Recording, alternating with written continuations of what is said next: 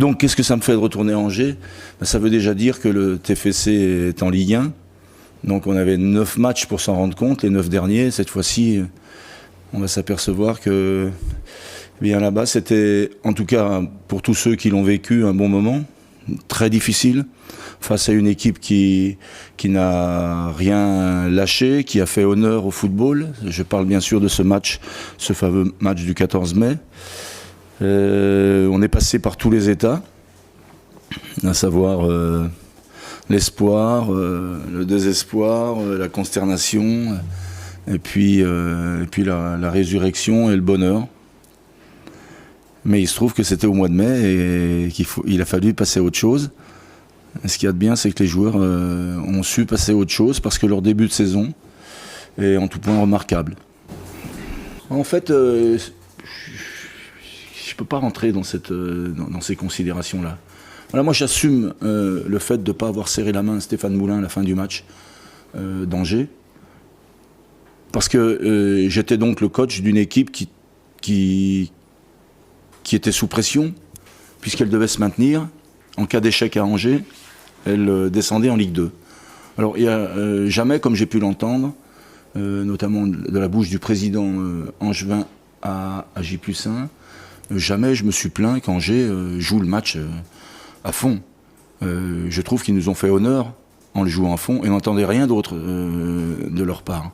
Par contre, je trouve que à défaut des joueurs qui jouent et qui marquent des buts sur le terrain, j'ai trouvé que le banc de touche, et notamment Stéphane Moulin, chaque fois qu'il prenait l'avantage, avait une attitude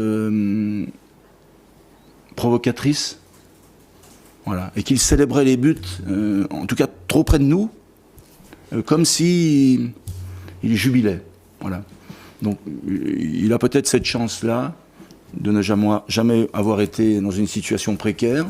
Toujours est-il qu'un jour, peut-être, eh bien, il se trouvera dans cette situation-là. Et si je suis l'entraîneur de l'équipe qui joue le dernier match contre un club qui joue sa tête, si mon équipe gagne, c'est ce que j'espérerais, je ne célébrerai pas les buts de la même manière que lui.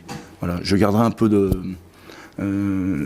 retenue, j'aurai un peu de retenue face à cet événement-là. Voilà, c'est pour cette raison que je n'ai pas voulu, mais je le revendique, serrer la main de Stéphane Moulin.